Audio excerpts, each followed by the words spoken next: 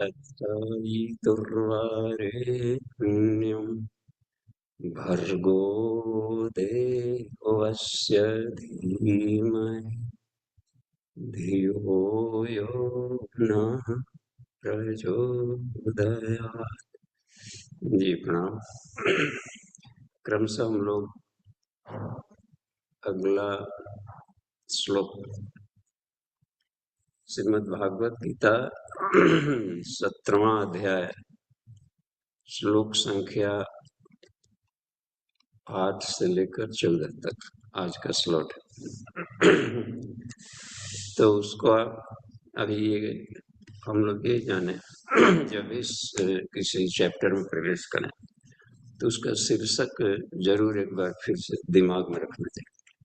शीर्षक धुरी होता है किसी भी लेख का। टाइटल टाइटल समझो, टाइटल तो सारे तर्क सारे तथ्य उसी धुरी के इर्द गिर्द घूमते हैं। शीर्षक क्या है? श्रद्धा त्रय विभाग योगनाम सप्तदश अध्याय। श्रद्धा 3 प्रकार की है यहाँ इसमें किया। फिर श्रद्धा पर चर्चा क्यों जरूरत पड़ गई श्री कृष्ण को? इसलिए पड़ गई कि श्रद्धा ही पर्सनालिटी है, व्यक्तित्व है। और जो अपने व्यक्तित्व को संवार लिए ईश्वर उनको माध्यम बनाते हैं, क्योंकि वो निराकार है ईश्वर। तो संसार में गतिविधियों के संचालन के लिए शरीरधारियों की जरूरत पड़ती है, इनको माध्यम बनाते हैं। स्थूल सूक्ष्म में हमेशा अपने अभिव्यक्ति के लिए स्थूल को माध्यम बनाते हैं। तो ऐसे व्यक्ति स्थूल बॉडी जिनका सूक्ष्म में स्वस्थ और परिष्कृत, शरीर भी स्वस्थ, मन भी स्वच्छ और भाव संवेदना का धनी प्रखर। तो इसी को विज्ञान की भाषा में अन्नमय कोश को कहा जाता है मैटर, प्राणमय कोश को सेल और मनोमय कोश को माइंड और विज्ञान में कोश को पर्सनालिटी। तो ये विज्ञान में कोश की कक्षा है पूरा का। तो इसमें पर्सनालिटी को रिफाइनमेंट के लिए बता रहे हैं कि पर्सनालिटी एक दिन में नहीं बनता, पिछले जन्मों के संस्कार के आधार पर आदमी का व्यक्तित्व आता है। कुछ पिछले जन्मों की कमाई कमो पड़ रही तो इस जन्म की कमाई उसमें रिकरिंग जमा होते जाता है। पिछला जन्म कम है तो इस जन्म में अधिक कमा लेना पड़ेगा। क्यों कमा लेना है? क्योंकि हम परावलंबी न रहे और डोनेट कर सके, अपनी शक्तियों का अनुदान दे सके।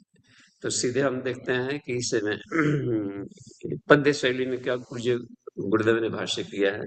किरण दी ऑन स्पॉट तो देखिए,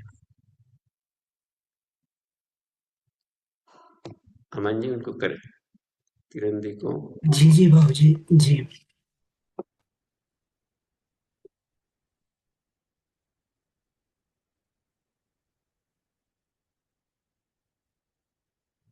स्पीकर उनका भी अनम्यूट नहीं हुआ है। हो गया जी। बाबूजी प्रणाम, सभी को मेरा प्रणाम। सप्तदशो अध्याय श्लोक नंबर 8 से 14 तक। बल बुद्धि प्रीति सुख आयु और आरोग्य वृद्धि है जो करते, रस युक्त स्निग्ध भोजन पदार्थ सात्विक पुरुषों को प्रिय लगते। बल बुद्धि प्रीति सुख आयु और आरोग्य वृद्धि है जो करते, रस युक्त स्निग्ध भोजन पदार्थ सात्विक पुरुषों को प्रिय लगते। कड़वे खट्टे नमकीन गर्म जो तीक्ष्ण तथा रूखे रहते, यूं दुखद और शोकद पदार्थ राजस पुरुषों को प्रिय लगते। कड़वे खट्टे नमकीन गर्म जो तीक्ष्ण तथा रूखे रहते, यूं दुखद और शोकद पदार्थ राजस पुरुषों को प्रिय लगते। रस रहित अधपका झूठा भी बासी दुर्गंध युक्त भोजन अपवित्र आहार सदा रुचिकर तामस लोगों को हे अर्जुन। रस रहित अधपका झूठा भी बासी दुर्गंध युक्त भोजन अपवित्र आहार सदा रुचिकर तामस लोगों को हे अर्जुन।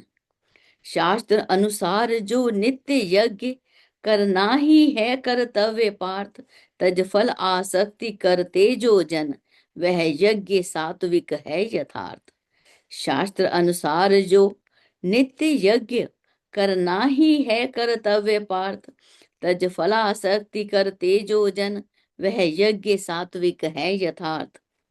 फल की इच्छा रख करके जो केवल दंभार्थ यज्ञ करते, हे अर्जुन सब धीमान उसे है राजस यज्ञ कहा करते। फल की इच्छा रख करके जो केवल दंभार्थ यज्ञ करते, हे अर्जुन सब धीमान उसे है राजस यज्ञ कहा करते। जो शास्त्र वेद विधिहीन सदा है बिना दक्षिणा के अर्जुन, वह मंत्रहीन शरदा विरहित है यज्ञ अरे तामस्तु सुन। जो शास्त्र वेद विधि हीन सदा है बिना दक्षिणा के अर्जुन, वह मंत्रहीन शरदा विरहित है यज्ञ अरे तामस्तु सुन।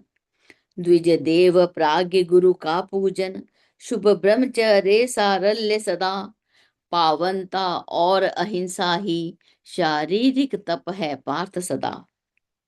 द्विज देव प्राज्ञ गुरु का पूजन, शुभ ब्रह्मचर्य सारल्य तथा पावनता और अहिंसा ही शारीरिक तप है पार्थ सदा। जी बाबूजी प्रणाम, सभी को प्रणाम। जी धन्यवाद, एक्सलेंट। अब इसमें हम लोग देखें 8वां, तो 7वें जो परिकथ था पिछले क्रम में, किसी व्यक्ति के गुण कर्म स्वभाव को देखकर यह जाना जा सकता है कि इसका स्तर क्या है। तो उसी के स्तर पर उसका मूल्यांकन होता है। जैसे युग निर्माण सत्संकल्प में एक बात है उसमें कि किसी भी व्यक्ति के व्यक्तित्व का मूल्यांकन उसके पद, प्रतिभा, योग्यता इसके आधार पर नहीं, उसके सद्विचारों और सद्भावनाओं के आधार पर करेंगे। यानी कि उसका विज्ञान में उसकी स्थिति क्या है और मनो में उसकी स्थिति क्या है, भीतर से कुछ बाहर से कुछ। तो समाज को, अन्य व्यक्तियों को धोखा दिया जा सकता है, भीतर में बैठा हुआ जो आत्म तत्व है उससे अब कहाँ भागे। ईश्वर भीतर बैठा, पर्यवेक्षक ही भीतर बैठा है, कर्माध्यक्ष एको देव सर्वभूतेषु गुणः, एक ही ईश्वर सभी जीवों के भीतर में बैठ करके सभी के कर्म की अध्यक्षता कर रहा है। कर्माध्यक्ष सर्वभूताधिवास, तो उसमें हमेशा वह साक्षी चैतन्य बन करके, साक्षी चेता केवल निर्गुणस्य, और वो बैठे। इसलिए हम अन्यों से बच सकते हैं, ईश्वर से नहीं। तो यह बता रहे यहाँ पर कि यदि हमारा स्वभाव पिछले जन्मों से 84 लाख योनियां कहा जाए या उतना नहीं कहें तो ठीक जस्ट पिछला जीवन जो रहा, तो यह जानने के प्रति बहुत उत्कंठा नहीं होनी चाहिए कि पिछला जन्म में हम क्या थे, क्योंकि आत्मा जन्म ही नहीं लेती तो पिछला जन्म क्या। और रह गया कि आदतें हमारी क्या है, ये महत्व की बात। जिसको हम लोग जन्म कहा करते हैं वह सिर्फ वस्त्र बदलना है। तो कल परसों 2 साल पहले, 4 साल पहले कौन सा कुर्ता कमीज पहने थे ये मायने नहीं रखता। अभी हम जो शर्ट पहने और जहां मीटिंग में, सभा में, क्लास देने जाना है, वह अभी के लिए उपयुक्त है कि नहीं। कुछ गुरुदेव को दादा गुरु ने कहा कि तुम पिछले जन्म में तुम ही कबीरदास थे, तुम ही रामदास थे और तुम ही रामकृष्ण परमहंस थे। तो गुरुदेव ने कहा कि भगवान ये पिछले जन्म में हम ये थे, यही हम समाज में कहते चले, तो कितना बड़ा ये रहा उपहास होगा। इस जन्म में हम समाज के लिए क्या अनुदान देने वाले हैं और इस जन्म में हमारी पर्सनालिटी लोगों के लिए क्या है, ये महत्व की बात है। तो अपने गुणकर्म स्वभाव का परीक्षण किया जाए तो पता चल जाता है कि यह मानवीय गरिमा के अनुकूल नहीं है, बस। तो नहीं है तो कुछ उसमें से हटाया जाए। किसान खेत खलिहान में जब खेती बाड़ी करना जाना है, धान की खेती में भी हमने देखा कि निकाई गुड़ाई की जाती है, घास पतवार को छान छान कर निकालना पड़ता है। फिर भी खाद छिड़कने के पहले हम देखें किसान जा करके के घासों को निकालते हैं खेत से, तब उसमें सिंचाई करते हैं कि जो पौष्टिक अनाज दिया जाए वही मत खा ले। तो घास पतवार निकालना यानी पिछले जन्मों के यानी पिछले दिनों के अपने गलत हैबिटेट को निकालना। अच्छा रिहर्सल, स्टेज शो पर जाने वाले कलाकार रिहर्सल करते हैं, लंबा प्रैक्टिस करना होता है। तब क्रिकेट वाले भी कल जाना है तो देखिए दिन रात प्रैक्टिस एक कर डालते हैं पहले वहां, इस फील्ड पर हमने खेला गया। तो ये मुआयने की बात है कि कल्टीवेशन खुद का किया गया। कल्टीवेशन से कल्ट शब्द उच्चारण हो रहा है, कल्ट से कल्चर बन गया, खुद की खेती बाड़ी। तो दोष दुर्गुणों का निवारण, अच्छे गुणों को धारण, यही कल्टीवेशन है। दोषाणाम दुर्गुणानाम च वारणम सत्प्रवृत्ति जा धर्तुम च संपदा दैवी पौरुषम पात्रतय, यह पौरुषता।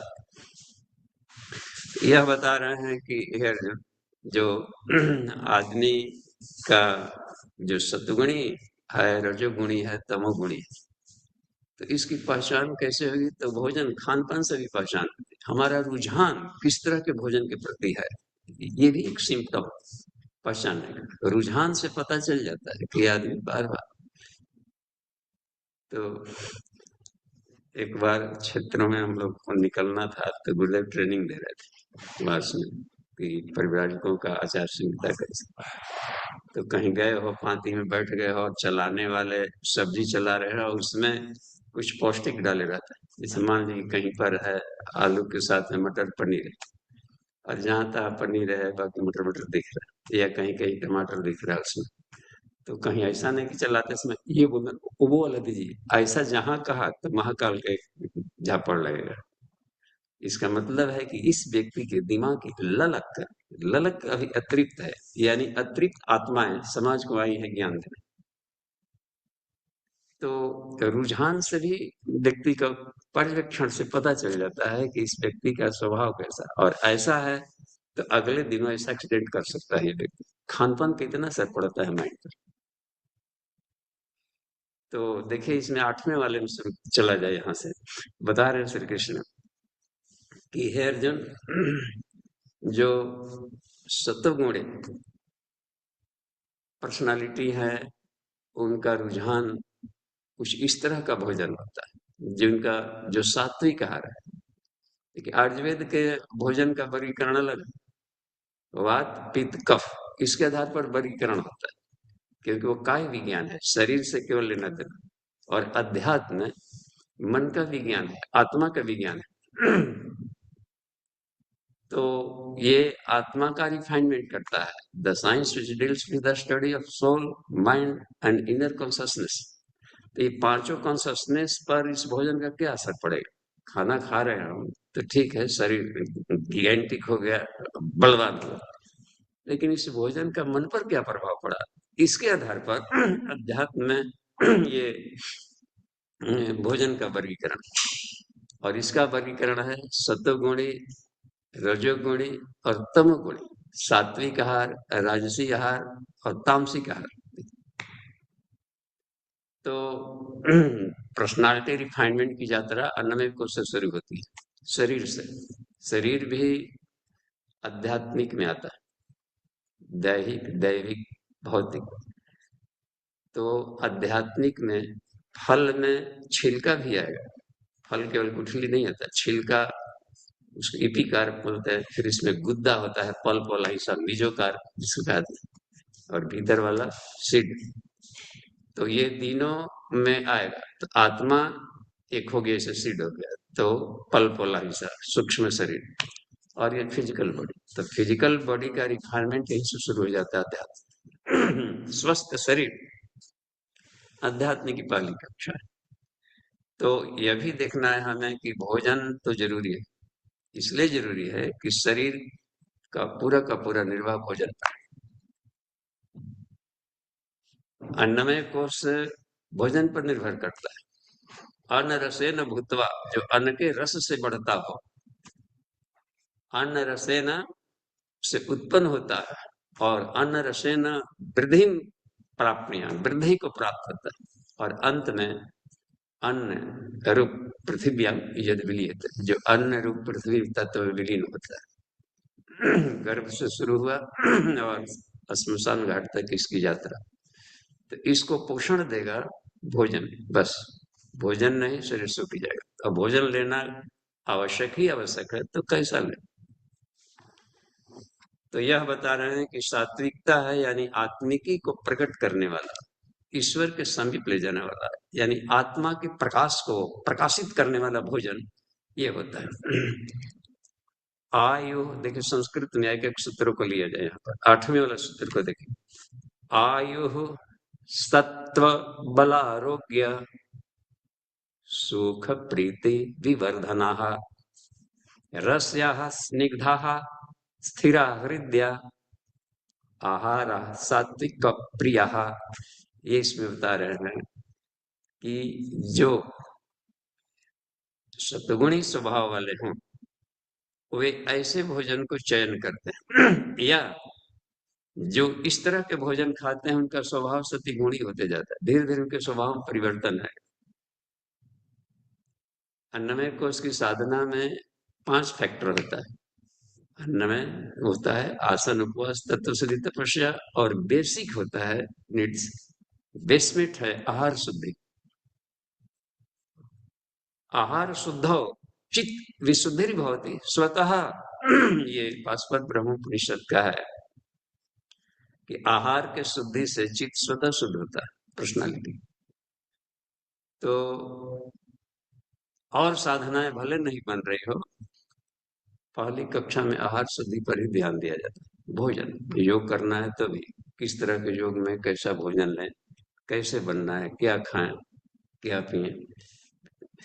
तो ये बता रहे हैं कि आयु वह भोजन जो उम्र को बढ़ाता हो, वह देखते अन्नमय कोश में है चिरंजीवी, दीर्घ जीवन, वह सत्व कहा जाता है अंतःकरण, जो मन बुद्धि चित्त अहंकार को रिफाइंड करता हो।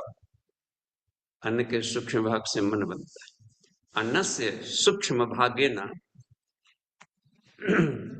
मनसा, तो ये अन्न के सूक्ष्म भाग से मन का विकास होता है। तो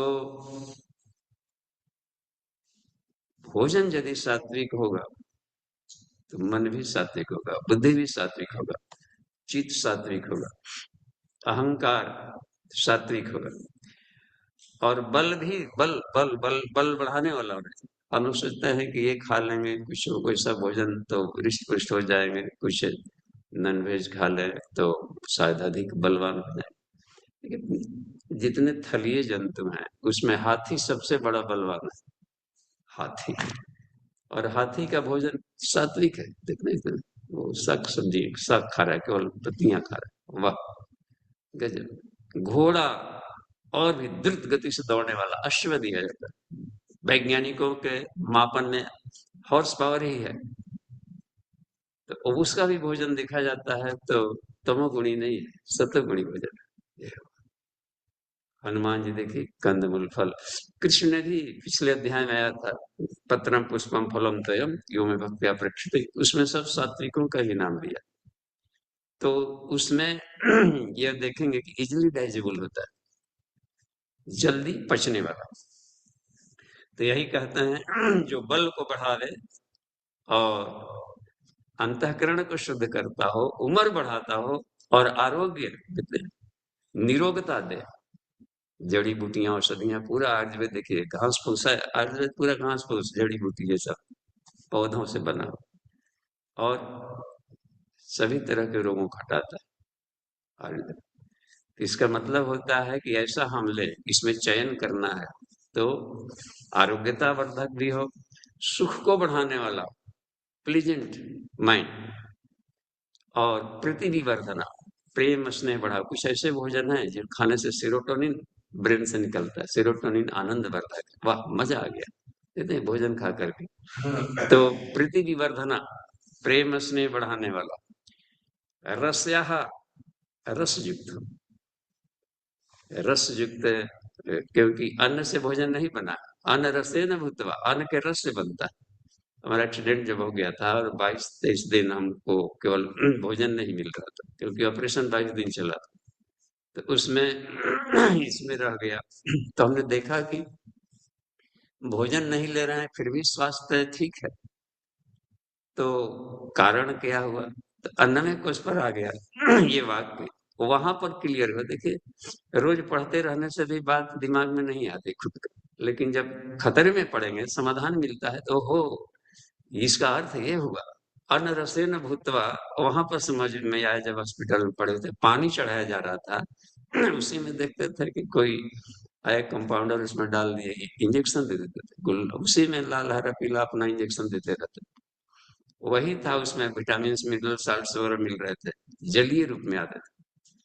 तो भोजन जो भी हम लोग लेंगे तो उसका पेट ग्राइंडिंग मशीन का काम करेगा, ग्राइंड करके उसका जूस निकालेगा और उसका वेस्ट प्रोडक्ट बाहर निकाल देगा। देखिए इसे, वेस्ट प्रोडक्ट शरीर से बाहर निकला और केवल जूस निकाला है, तो वो व्यक्ति जरूर समझदार है जो जूसी भोजन को लें। ग्राइंडिंग मशीन पर जो आवश्यक लोड पड़ा, जो आवश्यक बिजली खर्च हुई, वो तो बचत हुई। तो ये रसा है। अच्छा, सामक उपवास में भी हम लोग देखेंगे कि जब मन में चिंता हो, बेचैनी हो, खुराफात चल रहा हो, तो उसको कैसे शांत करें? रसाहार से। रसाहार लिया जाए तो उसको, उस फास्टिंग के जो रस पे रहते हैं, क्या कि जिस भोजन में साग सब्जी फल फूल इसमें रस अधिक रहते हैं, तो आसानी से शरीर को फीडिंग करने में सुविधा हो।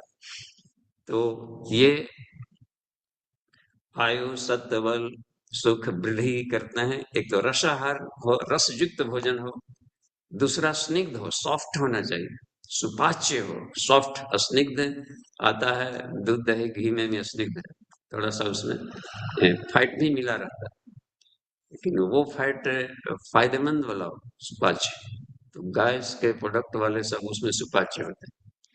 उसमें भी देखें, मान लीजिए केवल चमड़ा, ये हड्डी है, हड्डी चमड़ा, उसमें थोड़ी सी फैट ना, चिकना ही नहीं रहेगा, रुक रुक रहता है। इसमें देखा हमने, ये था नाट्ययोग पद्धति का, उसमें दिया था ऋषि ने कि भोजन का कैसे यौगिक हो। तो अमृतासन, खिचड़ी में यदि घी मिला दिया जाए तो बहुत सारे बीमारियों को ये हटाने लगता है।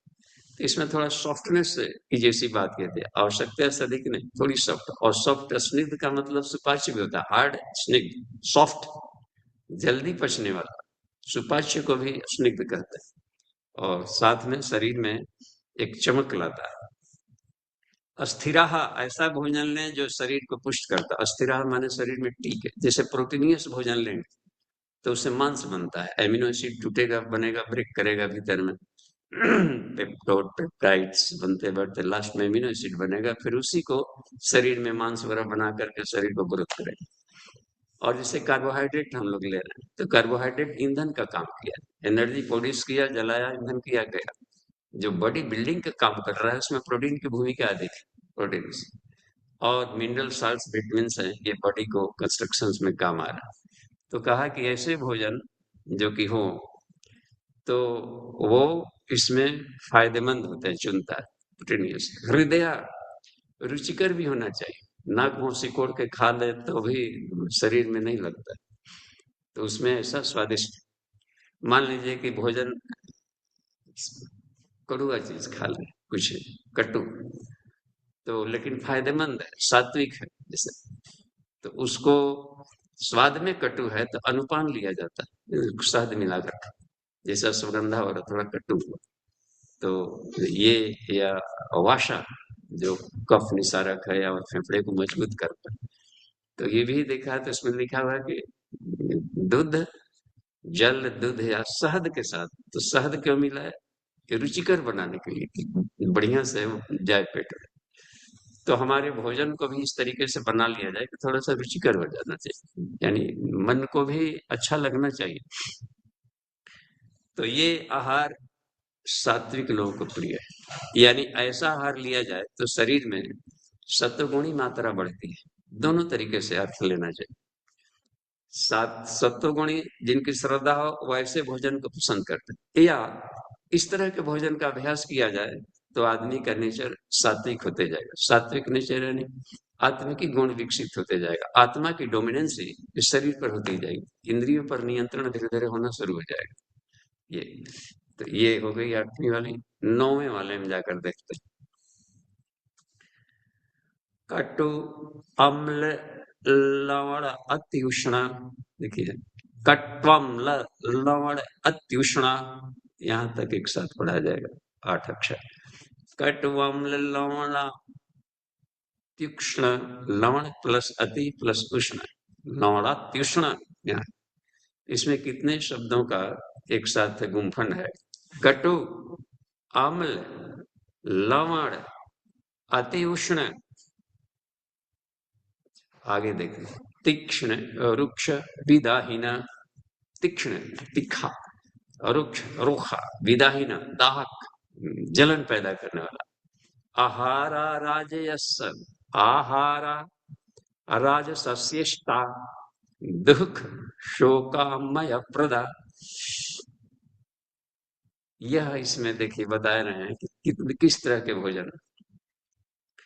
कटु हो एक, कड़वा, अम्ल एसिडिक, लवण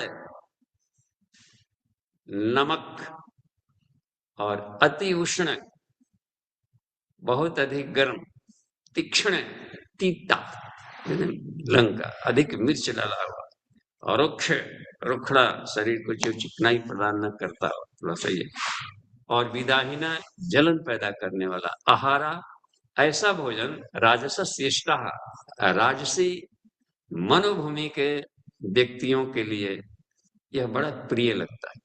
वाह, अलग से भी मिर्च मसाला मांगे।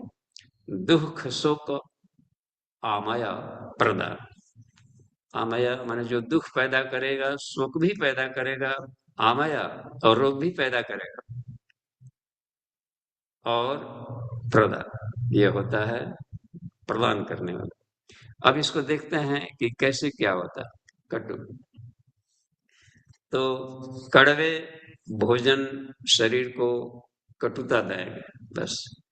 एसिडिक भोजन लिया जाए, अम्लीय भोजन, तो शरीर में हालांकि एसिड की मात्रा है, जैसे पेट में हाइड्रोक्लोरिक अम्ल रहेगा, उसी को आग कहते हैं। एसिडिक मीडिया सिर्फ पेट। देखिए हम लोग पूरा देखिए इंटेस्टाइनल की बनावट देखिए आदमी के बॉडी में। वकल कैविटी टू रेक्टम, ये पूरा का पूरा एलिमेंट्री कैनाल है। मुंह से शुरू हो गया यहाँ से, और पाचन प्रक्रिया भी मुंह से शुरू हो जाती है। ऑसोफेगस हुआ, स्टोमक वाला एरिया है, नीचे अपना डिओडेनल या फिर इधर small intestine, large intestine, rectum, ये पूरा 28 फीट का जर्नी। इसमें देखा जाए कि एसिडिक मीडिया कितना है भोजन। तो मुंह में सलाइवा है, ये अल्कलाइन है, क्षारीय भोजन, तो ये क्षारीय चीजों को पचाएगा और क्षार को पैदा करेगा, यही सब। और सफेगस वाला एरिया सब यहाँ तक है जेब तक। अब जैसे ही पेट वाला एरिया में गए तो वहां एसिडिक है और वहां अम्लीय है, क्योंकि कुछ भोजन ऐसे होते हैं कड़े चीज जो कि अम्ल में ही गले, तो शरीर में एसिड की भी जरूरत है, अम्ल की भी। रेशियो कम है उसका, अनुपात में देखें हम लोग। इसके बाद फिर अल्कलाइन शुरू हो गया नीचे, पूरा का पूरा इंटेस्टाइनल एरिया अल्कलाइन। तो 20% यदि हमारे भोजन में एसिडिक है तो अच्छा बैलेंस है, और 80% क्षारीय भोजन की जरूरत पड़ती है। यह रेशियो गड़बड़ाता है अल्कलाइन का। देखिए जिन्होंने कॉन्जन वाटर आदमी लोग पीना शुरू कर दिए खुले आकर, इसका मतलब है कि यह व्यक्ति एसिडिक भोजन अधिक लिया। तो हम ऐसे भोजन को चुने जो कि क्षारीय हो, तो फायदेमंद रहे। क्षारीय भोजन, अल्कलाइन भोजन, उम्र भी बढ़ेगी, शरीर को रोग दुख भी कम हो। और जैसे कार्बोहाइड्रेट हुआ, वो एसिडिक में नहीं, वो पचेगा जब भी अल्कलाइन मीडियम में पचेगा। तो मुंह में जाते ही अल्कलाइन, तो अधिक से अधिक हम रोटी चावल खाते हो तो अधिक से अधिक चिबाना चाहिए, ताकि अल्कली मिल करके उसका ब्रेकडाउन यहीं से शुरू हो जाए और कार्बोहाइड्रेट ग्लूकोज वगैरह में बदलना शुरू हो जाए। देखिए, तो लास्ट प्रोडक्ट उसका ग्लूकोज हो जाता है, जो कि ब्लड में जाके इसके पहले रहेगा, तो वो टूट फुट करके भीतर फिल्टर होकर नहीं जाएगा। तो यहीं से रोटी को ले, एक टुकड़ा ले, सूखा रोटी, और उसको चबाइए। चबाते चबाते ऐसा अनुभव होने लगता है कि मीठा लगने लगा। वो मीठा कैसे लगने लगा? शुरू में नहीं था मीठा, ब्रेकडाउन शुरू हो गया उसका। और यदि नहीं यहाँ ब्रेकडाउन किए तो वो ज्यों कहते हो पेट में गया तो वहां नहीं पचेगा वो। प्रोटीन वाला हिस्सा है तो पेप्टाइड पेप्टाइड से भले टूटेगा, लेकिन वो है ज्यों तो सिर्फ लुगदी बनेगा। और लुगदी इसलिए बनता है काइल, कि वो पाइलोरिक वाल्व उसको जाने ही नहीं देगा। जहां मोटा है कवर, तो उसको रोक देगा, पेट नीचे वाले आंतों में नहीं जाने देगा और पेट फूला रहेगा। इसलिए मुंह से अधिक काम ले लिया जाए कि उसको लुगदी यही बन जाए, तो उसको पीसने में सुविधा होगी। तो एसिडिक भोजन कम है, उसी को आग कहते हैं एसिड। और तुरंत पानी पी लेंगे तो एसिड की मात्रा कम हो जाती है, इसलिए भोजन के साथ तुरंत पानी नहीं लिया जाता। इसके जो बिल्कुल, ये तो साइंटिफिक है। और एक और भी देखें, मैकेनिकल, यदि भोजन के बाद पानी ले लेंगे तो पेट के दोनों आंतों के, जो पेट की दीवार है, वो चिपकेगा नहीं, तकरीब नहीं करेगा, पिसाई नहीं कर पाएगा। इसलिए पेट हो जाएगा ब्लर ब्लर, पेट बाहर भी निकल जाएगा। तो ये यहाँ पर ये बता रहे हैं कि जो शाही स्वभाव करते हैं, खाया लुढ़क गए तो फिर उनका बॉडी बढ़ने लगा, दूध बढ़ने लगा, और राजसी भोजन। तो इन लोगों को चरपड़ा तरपड़ा, थाली में ढेर सारा प्लेट आ गया, क्या आ गया है, गेस्ट आ गए हैं, भुजिया बना दे, वो बना दे, पकौड़ी छान दे, हलवा भी डाल दे, थोड़ा सा अचार भी डाल दिए। गुरुदेव ने अचार को रिश्वत कहा है कि नहीं खुश रहा है तो रिश्वत दीजिए, अचार लाइए, और 10 ठेल करके भीतर घुसा दिया, मुंह के गटक से नीचे गया। तो जब जरूरत है तो अम्लीय भोजन की भी जरूरत होता है। खट, जब वायु की मात्रा शरीर में कम हो, तो खट्टा में वायु तत्व, तो वायु की वृद्धि करनी है तो लें, तो उसमें आ गया। ये देखते हैं कि कड़ू हो, अम्ल हो, लवण, लवण भी, नमकीन भी चाहिए तो साल्ट, मिनरल साल्ट से हर भोजन में रहता है। जहां बेसिक रेडिकल, एसिड रेडिकल मिले उसको साल्ट कहते हैं केमिस्ट्री में। देखिए, तो गुड़ भी साल्ट है, वो मीठा साल्ट है।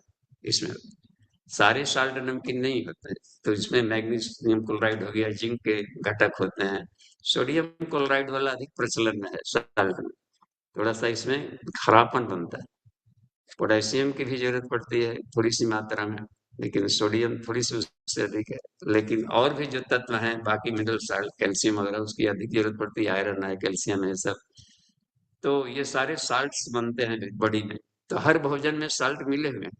टमाटर में देखेंगे कि काफी अधिक साल्ट है, और ब्लड को भी बढ़ाता है, और विटामिन के भी है काफी। टमाटर अपने आप में बहुत ही सबसे शानदार फल हमको टमाटर ही लगता है इसमें।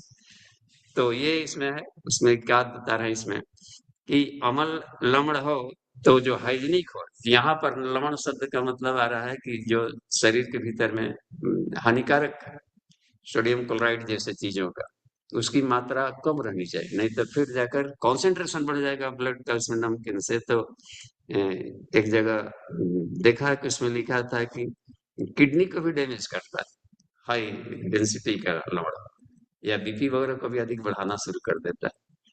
तो अधिक मात्रा में नहीं, न्यूनतम डालें जितना कि उसका काम चल जाता है, तो उसमें लिया जा सकता है। लेकिन वो पालक वगैरह में से लवण अधिक रहता है। तो जो भोजन के मात्रा में मिला हुआ है, अलग से ऐड न किया। यस, बीच में कैसे क्या हो गया जी।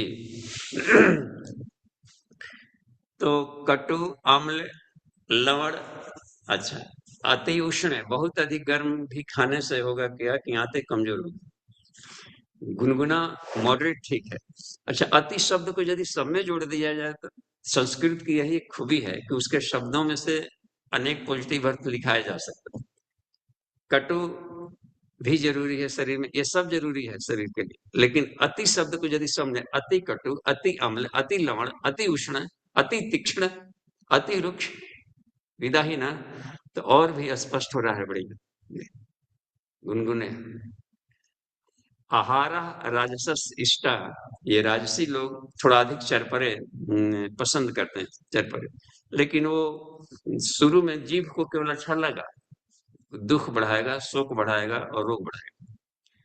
मान लीजिए कि खूब मिर्च खा लिए, तो मिर्च खाते हुए हमने देखा कि आंखें में आंसू भी कभी कभी आ जाता है, और ये फिर भी लोग चबाए जा रहे हैं, खाए जा रहे हैं, अभ्यास में आ गया, इसलिए लगता है कि वो अच्छा है। जीभ को तो पिकनिक बनाने में अच्छा लगा, जीभ जीभ चटपटा रहा है, चटका 1.5-2 इंच का, जीभ को केवल मजा आया, और स्वाद ग्रंथियां आंतों में नहीं, और भीतर गया तो भीतर पेट को जलन किया।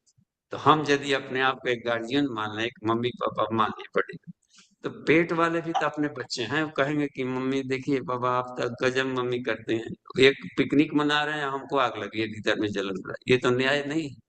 हमको भी अच्छा लगना चाहिए और जीव को भी अच्छा लगे। तो धीरे धीरे सिर्फ तन्मात्रा साधना में रस तन्मात्रा करनी पड़ती है। रस तन्मात्रा की साधना से भोजन के स्वादों से अधिक परे होता है, और उसके गुण कर्म स्वभाव के आधार पर दोस्ती शुरू करता है।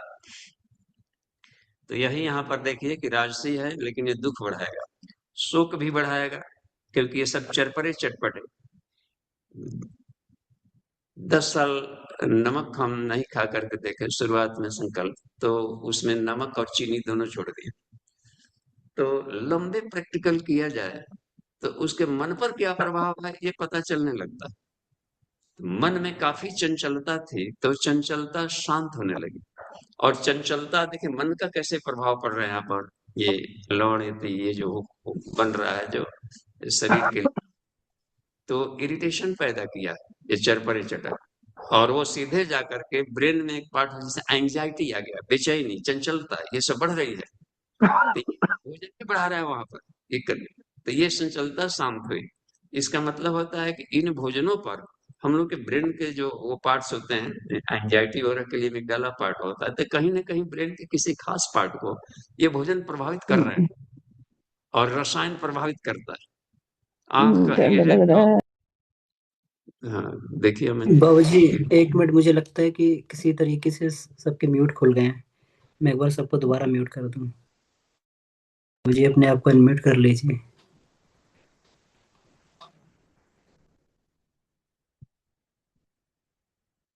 ये भी को सुना दीजिए। एक अच्छा, ये कैसे एकदम बीच में ये हो गया है। 1 मिनट।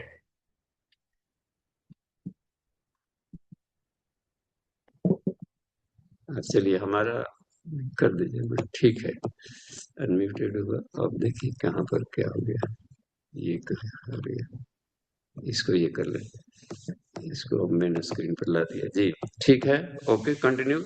इसमें हम लोग ये देखें कि दुख सुख को कैसे माइंड को प्रभावित होता है।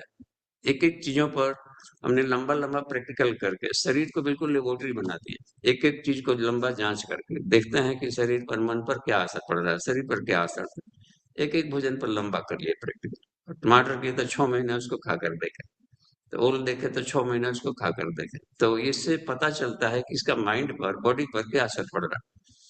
तो इन्हें देखा कि ये मन की चंचलता शांत होने लगी, क्रोध भी शांत होने लगा, वाह, बेचैनी शांत होने लगी, और यौगिक क्रियाओं में मदद मिलने लगा तेजी से, रोग दुख भागने लगा। तो देखेंगे कि आमय पदार्थ, तो वे रोग बढ़ाते हैं। ये सब अधिक चरपरे, अधिक चटपटे किया जाए, मिर्च मसाले अधिक किया जाए, तो शुरू में लगता है कि ये स्वाद अच्छा है, लेकिन पीठ पीछे ढेर सारे माइंड को डिस्टर्ब करता है।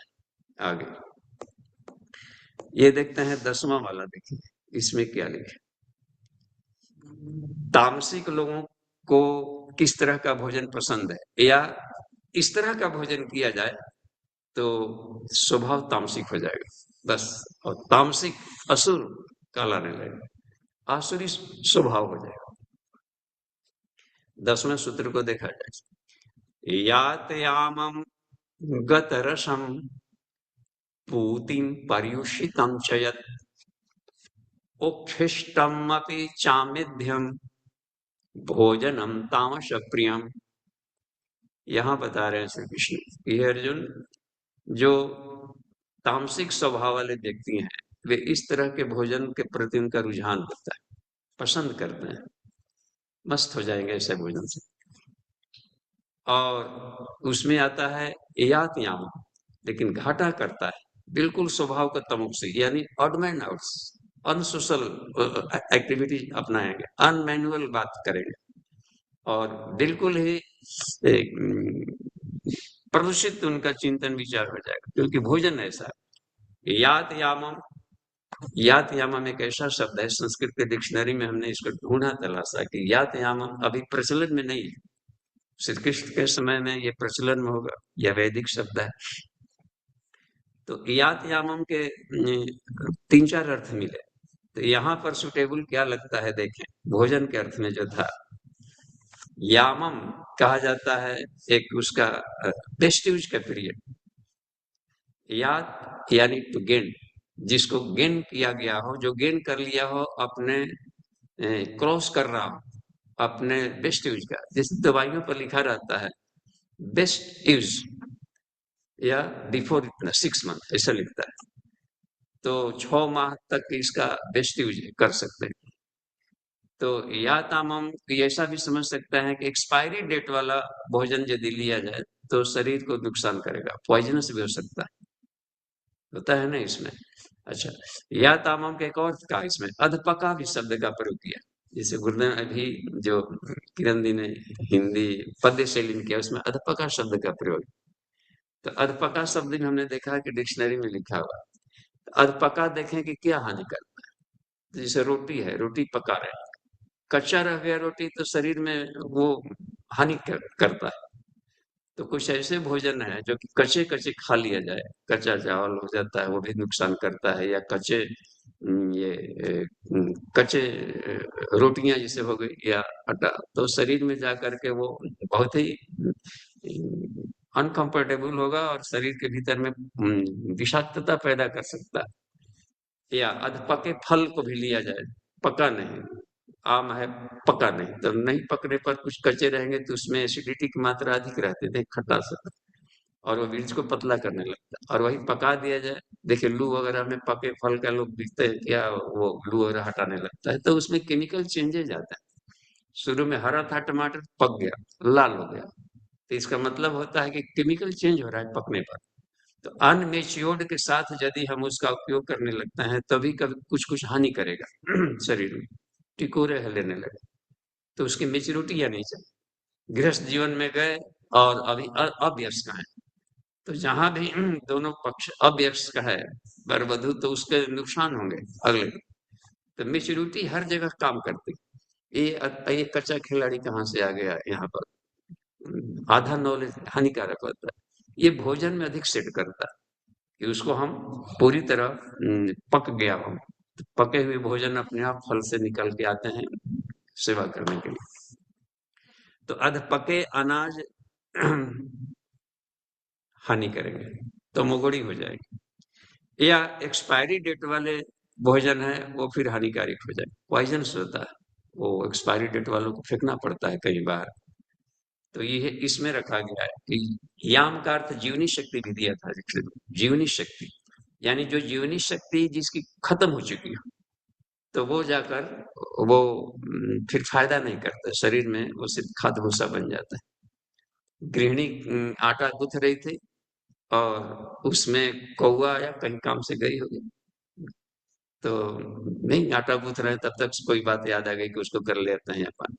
वहां गई तो कौवा ने चोंच मारा और आटा लेकर उड़ गया बहू रोने लगी। सासू ने कहा कि ये बहू क्यों रो रही है, लगा कि इसके घर में आटा वाटा कम रहता होगा इसलिए रो रही है कि कौवा भागा। लेकिन बहुत सारा आटा है, लेके उसमें गुथ लो, फिर ये आटा ले गया एक चोंच भर पे, क्यों रो रहे? तो कहा कि अम्मा जी हम इसलिए नहीं रो रहे हैं कि थोड़ा आटा ले, इसलिए रो रहा है कि बचपन में हमने भी बोली हो बहू की माँ हमारी जो आटा गूंथ रही थी तो उस समय कौवा आया था, चोंच मारा था, उसी में उलझ के रह गया था, वो उड़ के निकल नहीं पा रहा। इसका मतलब है कि जीवनी शक्ति इसमें भोजन में नहीं है। और इसी भोजन को हम सब परिवार खाएंगे तो कैसे जीवन क्या रहेगा। तो यहाँ यामम का अर्थ हमने देखा कि जीवनी शक्ति भी दिया है। तो हमें ये भी देखना चाहिए कि जो भोजन हम ले रहे हैं इसमें, इसके भीतर में कितनी हमारे भीतर में जीवनी शक्ति है, तो प्राण की शक्ति कितनी मात्रा। तो ये बहुत काम की बात है, प्राणवान भोजन। गत रसम यानी जो नीरस है, जिसका भीतर का रस समाप्त हो गया, सूख गया, बहुत अधिक फ्राई कर देंगे, भूंजेंगे तो भी बहुत सारा उसमें के विटामिन वगैरह निकल जाता है। पूती, देखिए पूती भी एक ऐसा शब्द है जो आज प्रचलन में नहीं। पूती का अर्थ हमने देखा कि जो सड़न है, दुर्गंध युक्त हो गया। कितने आदमी सूंघ करके देखते हैं, हाँ बासी हो गया, अब इसका स्मेल नहीं है खाने लायक, इसका मतलब है डर, टेस्ट। तो वो कहा है कि पूती वाले भोजन भी, दुर्गंधयुक्त भोजन भी ये तमोगुणी हो जाएगा, वो बहुत विषाक्त होता है, माइंड को पॉइजनस बनाएगा आहार को। क्योंकि वो आदमी का शरीर जहर को पचा सकता है एक लिमिटेड एरिया तक। तो चूंकि बॉडी है तो हर कोई इसमें एक शॉक ऑब्जर्वर होता है, लेकिन आप देने लेंगे लगातार तो पूरे होल बॉडी को पॉइजनस कर देगा, विष करने विष पुरुष फल होता है।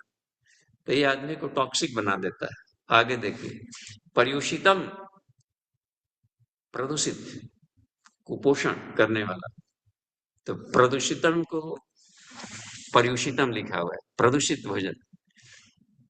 च यत् उच्छिष्टम अपि, तो इन्फेक्टेड भोजन को भी कहा कि नहीं, इन्फेक्शस जो भोजन है उसको हमें नहीं लेना चाहिए।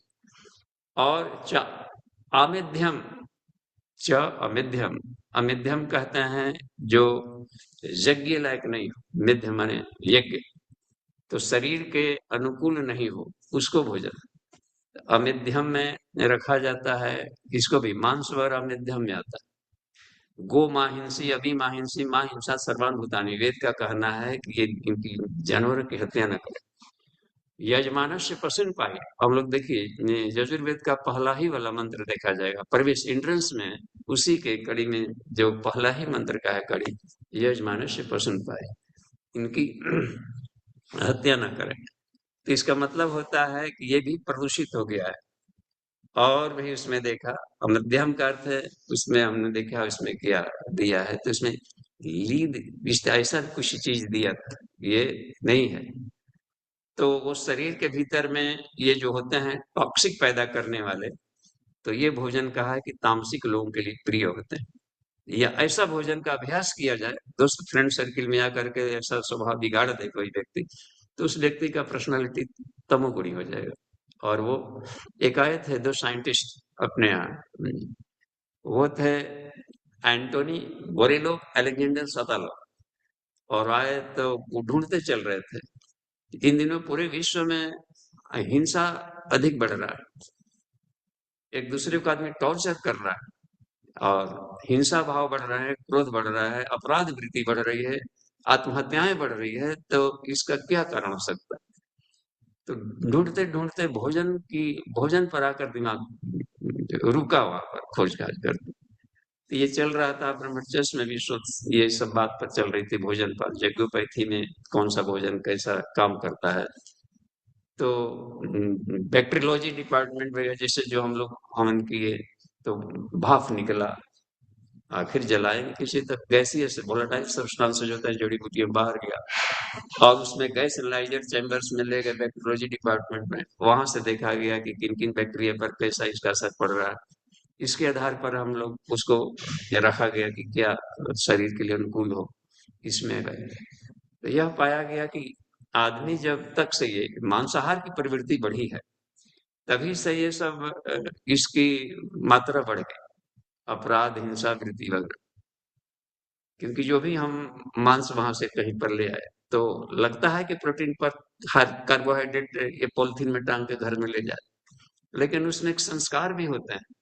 जैसे किसी जानवर की कोई हत्या वगैरह किया गया तो उसमें या तो क्रूरता के संस्कार आए, काटने वाला, प्लस वो उसके भीतर में आक्रामक स्वभाव रहेगा कि हमको काटता है हम भी काटे, तो अच्छा, या फिर जाके दबोपन प्रवृत्ति का उसमें आएगा कि हमको ये बच जाए। तो ये भाव जो भीतर में कॉस्मिक रेडिएशन है या थॉट है वो पूरे मांस में भी घुले रहता है। वो ठीक है, शरीर बन जाएगा, गिगेंटिक बनेगा, लेकिन स्वभाव को भी चेंज करेगा वो नहीं दिख रहा था कि हमारे इसमें कैसे लेके आ रहे हैं। ये स्वभाव को ये बदलता है। तो भोजन के सूक्ष्म मनस्य सूक्ष्म भाग है ना, विकासो मनुष्य भाग। तो ये इसमें एक बात मिली।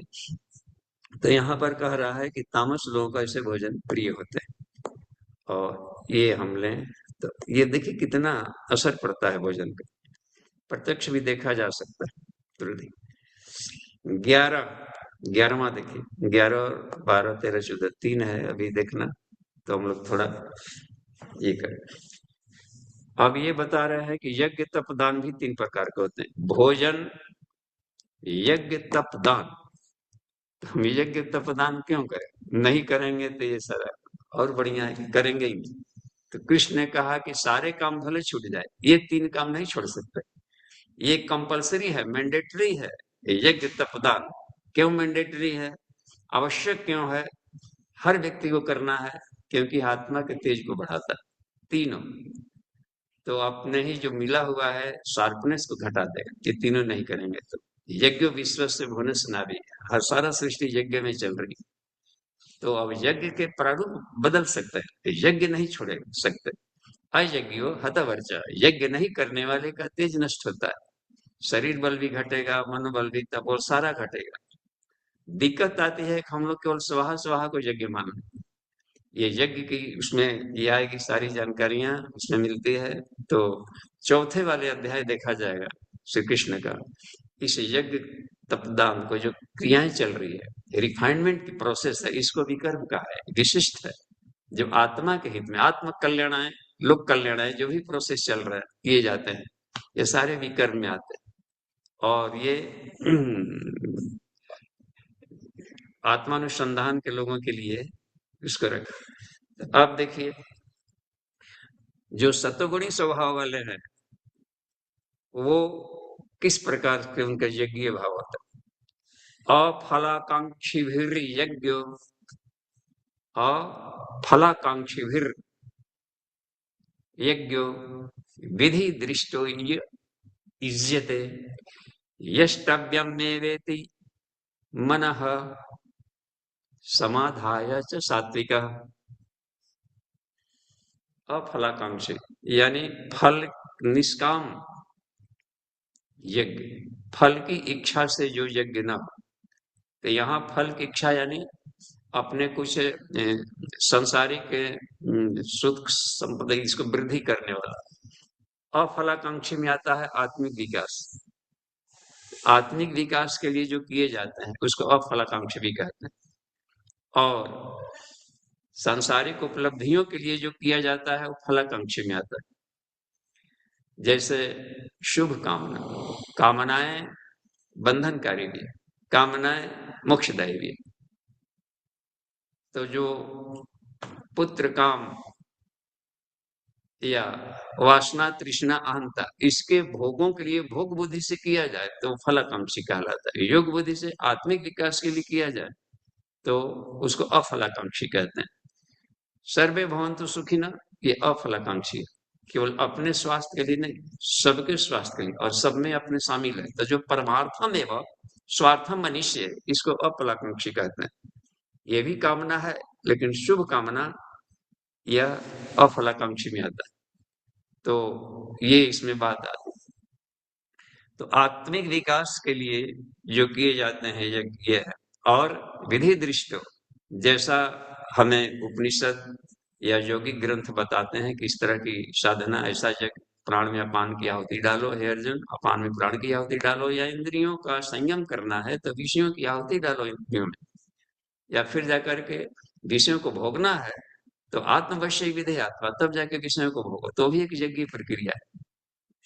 तो इस तरीके से जो कहा गया इसको कहते हैं विधि दृष्ट, यह इज्जते यष्टव्यम नेवेति मनः समाधाय च सात्विका।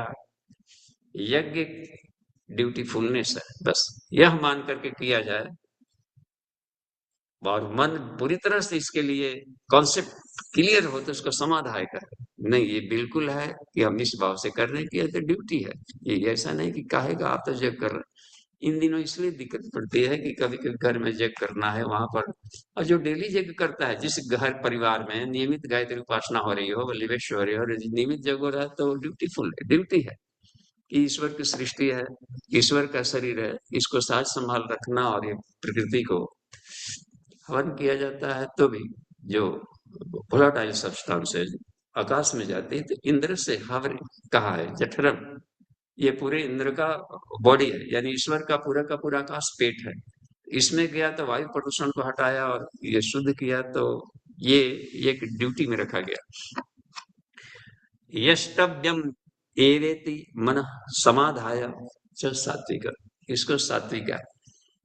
तो चौथे अध्याय में जहां पर विकर्म शुरू किए हैं बताना, 14-15 श्लोक विकर्म के हैं सब, तो उसमें पहला वाला यज्ञ ये है, अग्निहोत्र वाला ही लिया, और अग्निहोत्र वाला में दिया है कि अग्नि भी ब्रह्ममय हो, ऋत्विज भी ब्रह्ममय हो, प्रोक्षणी प्रणीता कल्य जो भी लिए ऐसे भी यज्ञमय हो, ब्रह्ममय हो, और ब्राह्मी भाव से किया जाता है तभी उसका परिणाम ब्राह्मण हो।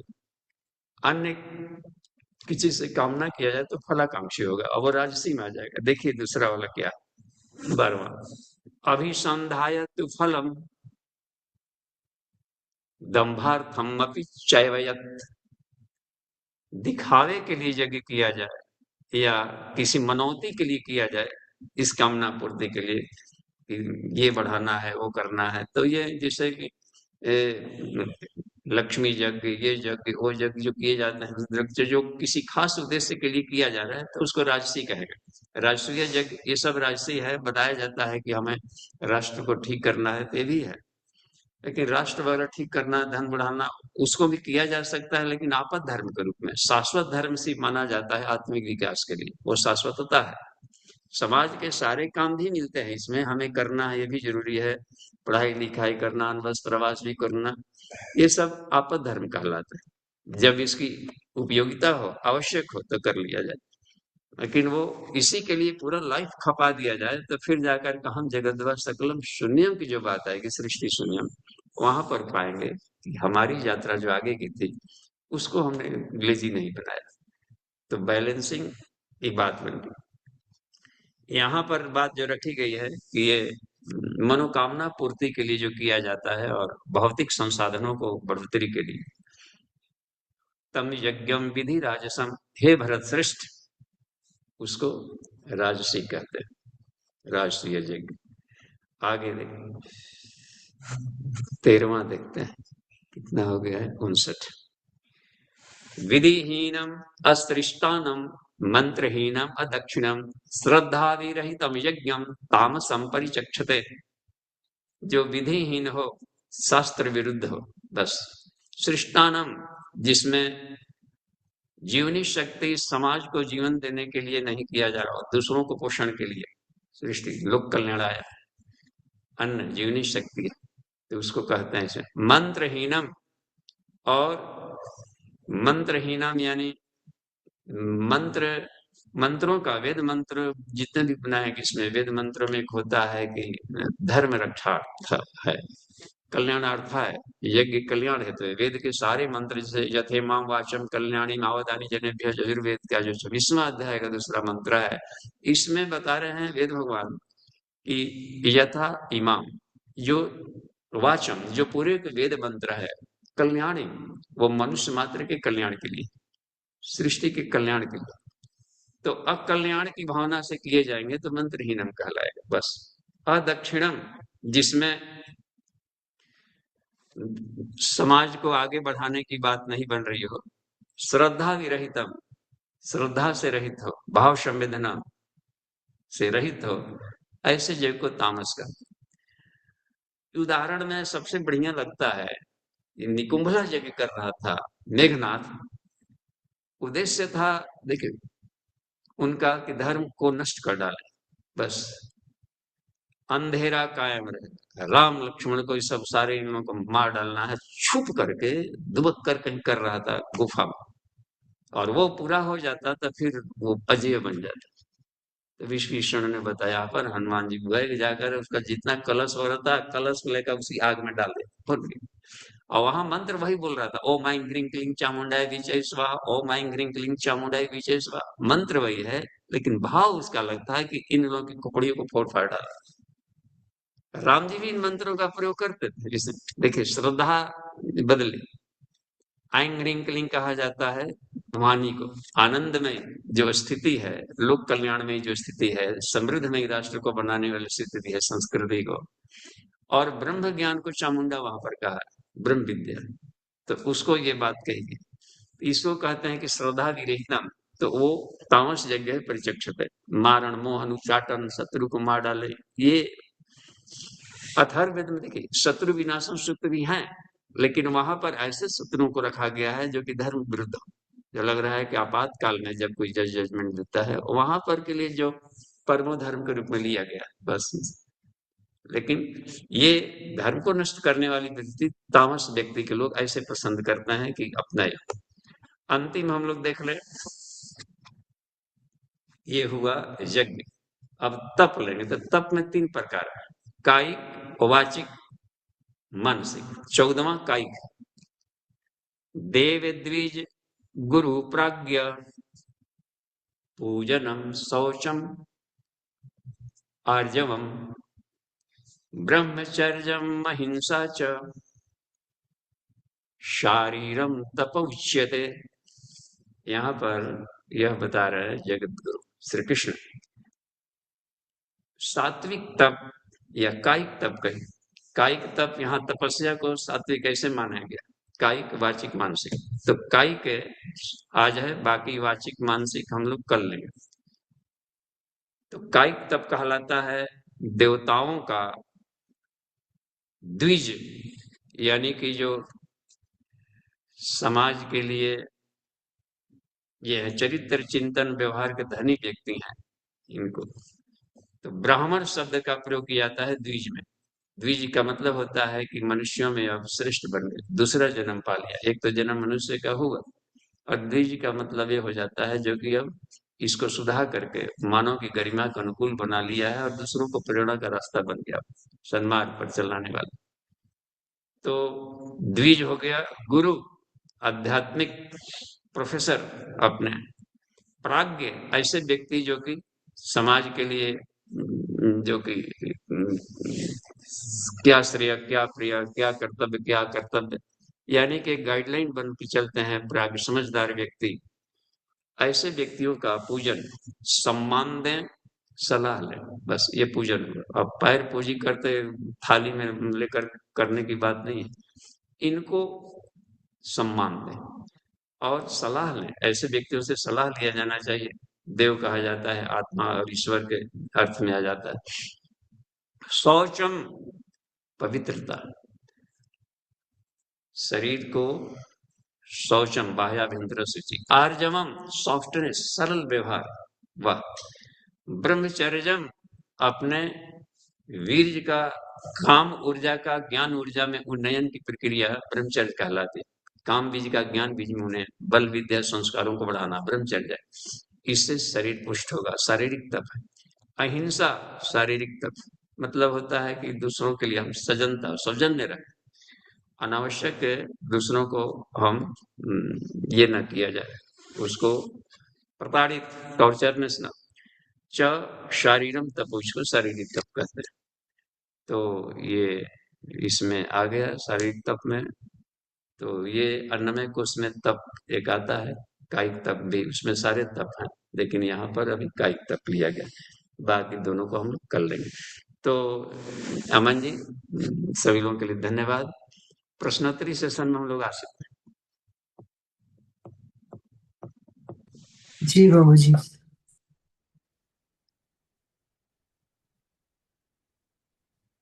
संतोष कुमार जी का हैंड रेज है।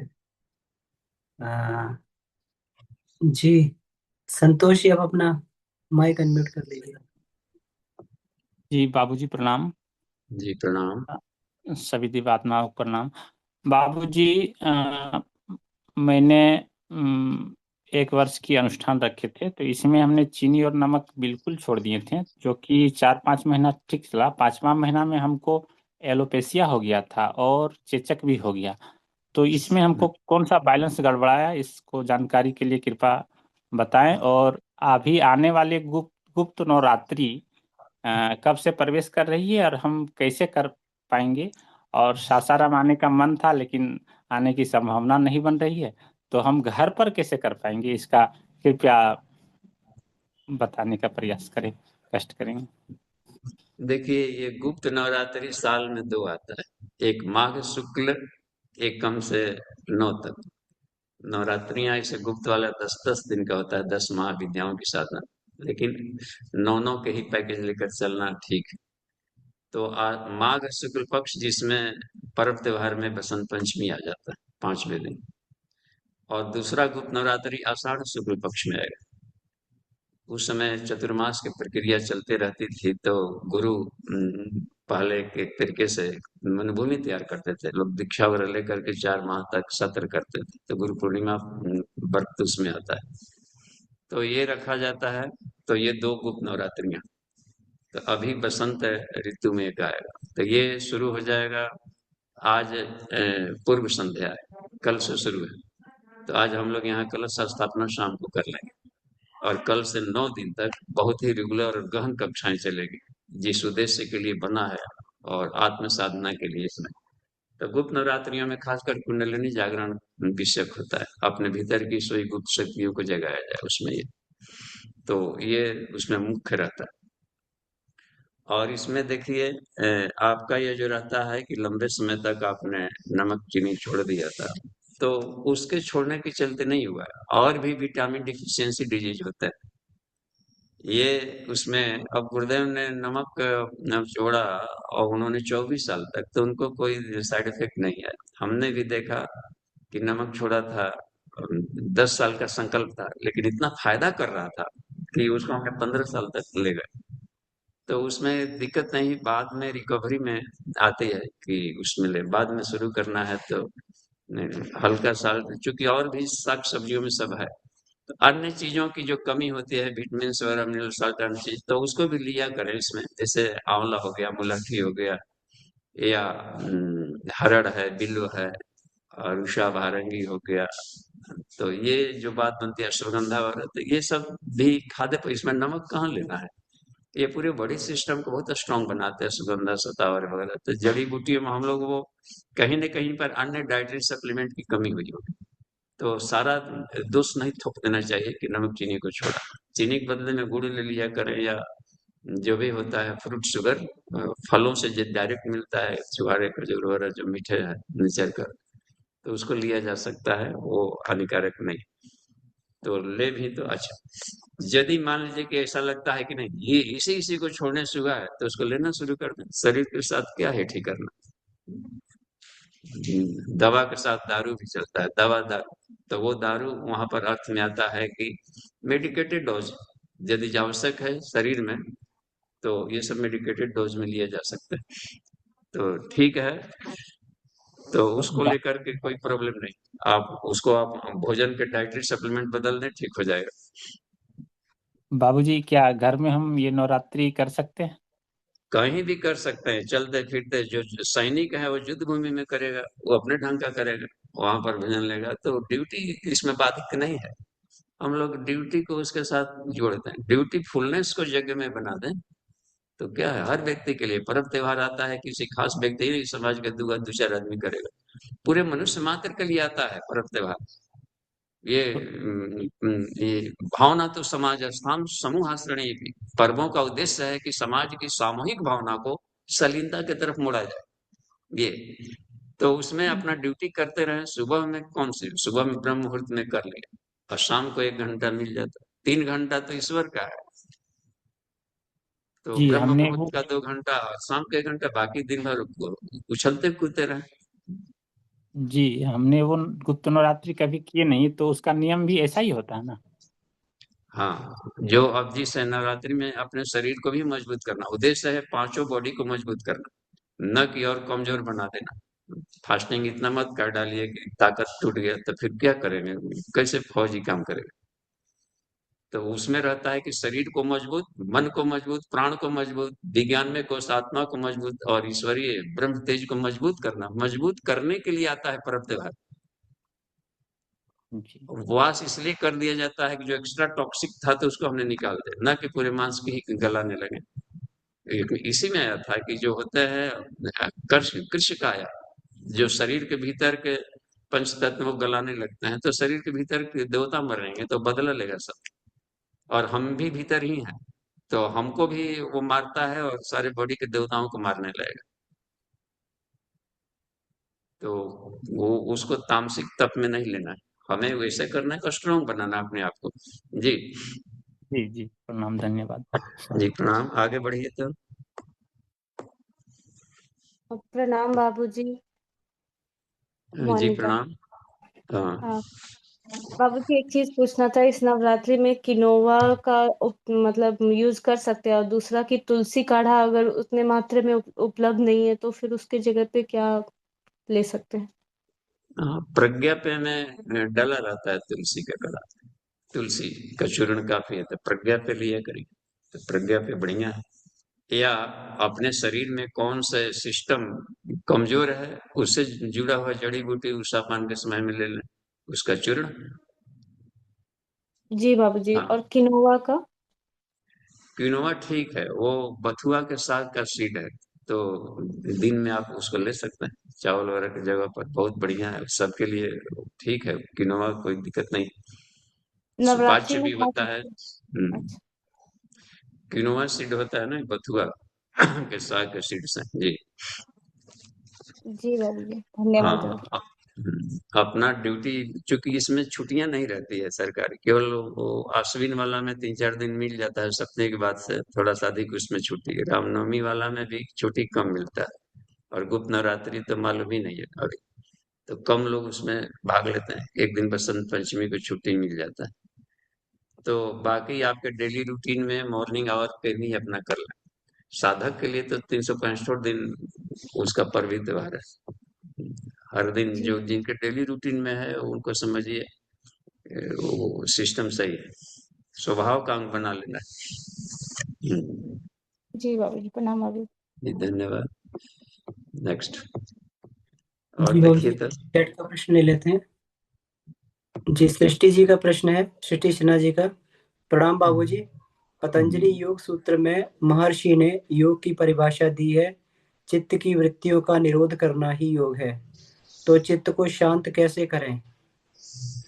देखिए, शांत से मतलब है कि उसका उछल कूद बंद और बुद्धि के अनुसार चले, जो उपयोगी है, कह दिया जाए कि आत्मानुसंधान में लग तो लगे, कह दिया जाए कि 1 मिनट इस बारे में सोचो तो सोचे, वो निरोधित कहलाएगा। दौड़े मत, ये उसका नहीं है। वृत्ति कहा जाता है बहिरंग भाव, चित्त वृत्तियां चित्त का बहिरंग भाव है, और सारा संसार पंच तत्व है, एक परमाणु धूल है, इन पंच तत्वों के जो तन्मात्राएं हैं, रूप रस गंध शब्द स्पर्श, इन्हीं के चिपकाव मजाक चटोरेपन में ही पूरा रह गया।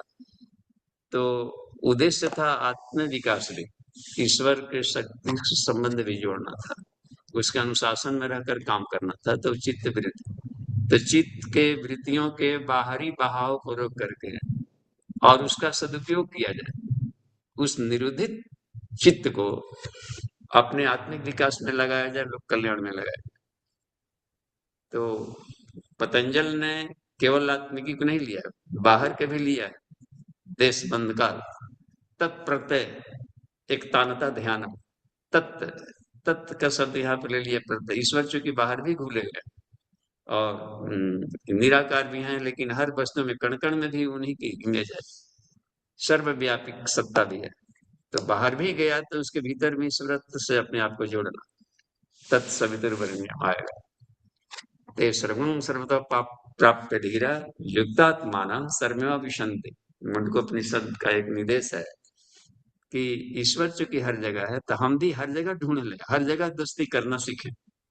एक पक्षी हो जाएंगे तो एलर्जी बन जाएगा संसार से, तो इसलिए पतंजल ने एक सार्वभौम के रूप में लिया।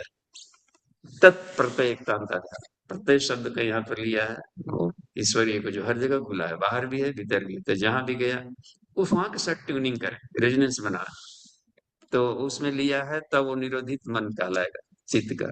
और उसके अलावे बहिरंग में तैर रहा था तो वो वृत्ति कहलाया। वृत्त पदार्थ ही एक सर्कुलर सिस्टम में चलता है जी। कुछ हाँ स्पष्ट हुआ होगा जी। आगे बढ़ते हैं जी जी बाबूजी। वीरेंद्र प्रसाद यादव जी का प्रश्न है। बाबूजी प्रणाम। जब प्राण में अपान की आहुति दी जाती है तो क्या परिणाम में अपान का वर्चस्व रहता है? कृपया प्रकाश डाला जाए। नहीं, अपान की यदि आहुति डाल दी है तो प्राण बढ़ेगा। मान लें कि हमने घी की आहुति डाल दिया, तो अपान की आहुति डाल देना, अपने कोल्डनेस जो था, नीचे वाला जो बहाव था, उसको ईश्वर में हमने डाल दिया। ऊर्ध्वगामी जीवन, ऊर्ध्वगामी जो बहिरंग जो हमारा है, अपने योगिक क्रिया छोड़िए, जो हमारा सामाजिक एक्टिविटीज है, तो अपनी सामर्थ्य को, अपना को, अपान को डाल दिया ईश्वर में, तो उसमें बढ़ेगा, प्राण की वृद्धि होगी। वो समर्पण एक तरीके से कहिए, ईश्वर के प्रति समर्पण, गुरु काट के प्रति समर्पण, अपान की प्राण में आहुति डालना, और गुरुदेव के विचारों को, उनके भावों को अपने भीतर डाइजेस्ट कर डालना, प्राण की अपान में आहुति डाले। अपना, अपना शब्द से ले लें अपान को, यहाँ तो अपने को उसमें डालते हैं, अपान की आहुति। अच्छा, और यौगिक क्रिया में देखिए, यदि हम बाह्य कुंभक में हैं, ब्रीद आउट एंड महाबंध, जैसे ब्रीद आउट करिए और महाबंध करें, तो इसमें क्या होगा कि जितने भी चक्र हैं वो उसकी भूख बढ़ेगी, क्योंकि अब वो छटपटाएगा, तो जब छटपटाएगा तो मरता क्या नहीं करता, इसमें सर्वाइवल ऑफ द फिटेस्ट, उसके स्टेम सेल्स जगना शुरू हो जाता है, तो इसलिए ये कुंभक में बड़ा फायदा करता है। तो बाह्य कुंभक में भी अपना अभ्यास करना चाहिए कि बाह्य कुंभक में गए, उड़ियान बंद अधिक लगेगा, तो नाभि वाला है, पेरिफेरल होता है निगेटिव इलेक्ट्रिसिटी, और सेंट्रल कैनाल में पॉजिटिव इलेक्ट्रिसिटी है, जिसका हब व्यवहार, कब व्यवहार शब्द का प्रयोग किया है ब्रदर, तो दोनों करीब आएगा। रीढ़ के हड्डी में नाभि वाला कुंदा है, वहां कर करीब जाकर सटेगा, तो रीढ़ के हड्डियों के पास में जो लंबर प्लेक्सस है, या सैक्रल प्लेक्सस जो है साथ में प्लेक्सस, तो वहां के करीब जाएगा तो स्पार्किंग करेगा सटने का, तो वो एक्टिवेट हो जाएगा। वो एक्टिवेट हुआ तो समझिए डायबिटीज वर्ग बीमारी खत्म, और ये सबको जलाएगा तेजी से, और वहां पर से एक्टिवेशन का करेगा, उसको वाष्पीकृत करेगा एक्टिवेट करके, तो लीवर की बीमारी खत्म हो गई, अपेंडिक्स का, स्प्लीन का, डायबिटिक का, पूरे के पूरे सिस्टम उड़ियान में बंद है, मृतजीवी बना देता है। तो ये है, उसमें रह गई है कि अपान की आहुति उसमें डाली जाए, तो अब जाकर, अब से जो प्राण खींचे, अब ब्रीदिंग किए, अब प्राण को अपने भीतर में से मान ली के डाल रहे हैं, अब उसको डाइजेस्ट करें, भीतर में उसको बढ़ावें, तो ऊर्जा की वृद्धि हो। तो इस भाव से किया जाता है, प्राणिक हीलिंग कर लिया गया, भूख बढ़ी, अधिक मात्रा में फिर ले गए, तो डाइजेशन पावर बढ़ा, और उसका विनियोग करिए हर बॉडी पार्ट में। तो ये यौगिक क्रिया होती है शरीर के भीतर के प्रोसेस में, और बाहर में देखा जाता है रचनात्मक काम, हम अपनी क्षमताओं को समाज हित में कितना लगाए बस, और ईश्वरीय भाव को अपने भीतर कितना पचाए, तो ये हो जाता है प्राणन। प्राणन माने अपने भीतर के भीतर में ये कर लिया जाए, प्राणवान बनाया जाए। अपानन, इसका अनुदान दिया जाए लोक सेवा का, तो लोक सेवा अपानन प्रक्रिया ये प्रैक्टिकल में, और भीतर वाले यौगिक क्रियाओं में वैसा होगा। जी आचार्य जी, क्लियर हुआ होगा कुछ? जी बाबूजी। इसमें बेला दीदी का प्रश्न है, कलश स्थापना कैसे करें? जी, इसमें पुस्तक होगा तो सरल गायत्री हवन विधि, उसमें भी ये दिया गया, या कर्मकांड भास्कर है तो उसमें कलश स्थापना का एक अलग ही अध्याय है, कलश स्थापना। तो अब जैसे कि कलश स्थापना मुख्य है, तो इसमें खटकर्म से रक्षा विधान तक ज्यों कहते हैं अपने से कर लिया, फिर कलश स्थापना में उसमें स्थापित किए, तो 9 दिन का रखा जाता है, तो नीचे मान लीजिए कि बालू रखे, उस पर रखना है, उसमें कुछ जौ डाल दिए, तो वो इस बीच में वो क्या होगा कि उस अंकुरण भी होगा, तो अंकुरण होते जाएगा, तो चूंकि डेली हवन किया जाता है तो वो भी पुष्ट होता है। उसमें जो उसके लिए अवशोषण करने वाली चीजें हैं वो अवशोषित कर लिया और शुद्धता उसके और भी बना लिया वहां पर। तो ये उसके उद्देश्य रहता था। और उसको फिर जाके प्रसाद के रूप में आदमी कल ये बना करके जूस बना के लोग पी लेते थे। तो वो भी बहुत अधिक पौष्टिक रहता है। तो उसमें वो वहां पर रह करके स्थापित किए, फिर जल भरे। यदि ये अलग अलग मंत्र से नहीं कर रहे हैं तो एक ही बार सब डाल लिया और कलश स्थापनम कलश पूजनम वाला मंत्र बोल दिया। उसमें था, उसमें ओम मनो ज्योतिर्जुष्टाम आजस्य बृहस्पति जग्ञोम सम्यम दधातु विश्वे देवासी हम आद्यंताम ओम प्रतिष्ठा। इसमें सारे देवताओं को भर करके प्राण प्रतिष्ठा की गई। और जल का मंत्र वही होता है जो वरुण का मंत्र है, हम तत्वायामी ब्रह्मणा बंधमानस तदा शास्त्र यजमानस अगिर्भिः। तो ये वाले मंत्रों से उसमें दिया गया है सारे मंत्र। तो कलश पूजन में से कर लिया और संकल्प ले लिया जाए नवरात्रि का, अपनी सामर्थ्य के अनुसार संकल्प लिया जाए। और उसके बाद में 5 बार गायत्री मंत्र बोल रहे हैं तो एक दिन का हो गया वो। दीप जग दीप अगरबत्ती जलते ही रहेगा। शाम को कलश स्थापना हम लोग कर लेते हैं। इसके बाद सुबह से विधिवत क्लासेस शुरू हो जाता है। रोज 27 माला किया जाए तो 9 दिन, और यदि हम 30 माला करें तो 8 दिन में हो गया। 9वें दिन के लिए लोड नहीं रहता है, केवल पूर्णाहुति भर करना रहता है। तो हम लोग यहाँ यही करते हैं, 3 घंटा दे दिया जाता है जप के लिए। तो या तो जप कर ले या फिर जा करके अपने ढंग का या मंत्र लेखन करें। इसके अलावे स्वाध्याय सत्संग मनन चिंतन, इस पर काफी दिन भर काम चलता है। प्रैक्टिकल योगाभ्यास ये अधिक काम का होता है, इसको अधिक करना चाहिए, अधिक लाभ मिलेगा।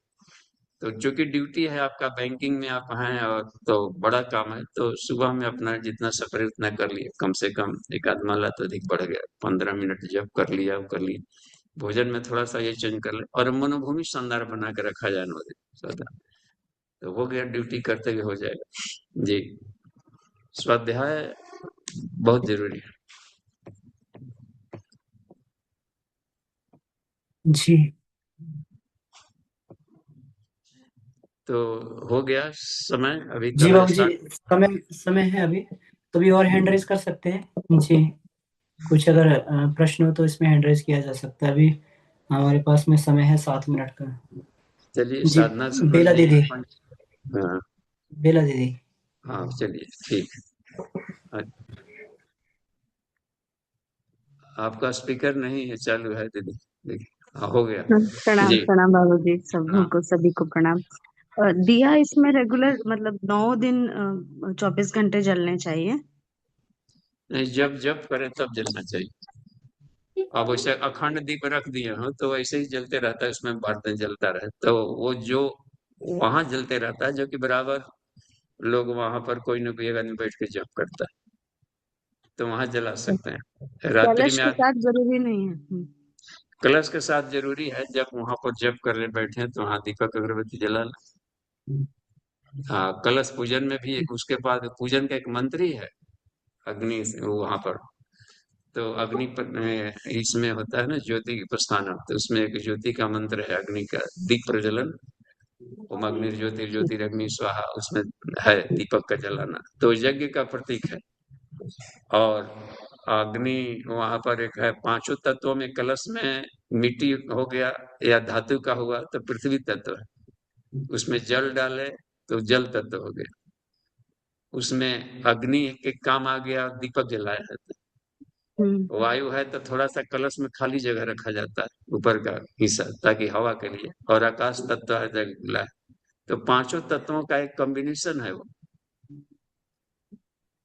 तो वहां पर वो अग्नि के रूप में वहां पूजा हो जाएगा दीपक का। और दीपक हमारा, अग्नि हमारा पुरोहित है, हमेशा ऊपर उठता है।